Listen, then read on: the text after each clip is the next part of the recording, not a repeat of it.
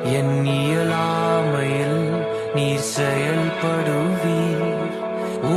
கரம் என்னை விலகாதிருக்கும். மலைகளை பெயர்ப்பீர் என்றார். என் தடைகள் உமக்கு மாத்திரம். மரித்தோரை எழ செய்தீர் என்றார். என் நோய்கள் உமக்கு மாத்திரம். எல்லா புகழும் எல்லா கனமும் என்னில் அசாத்தியம் செய்பவர்க்கே.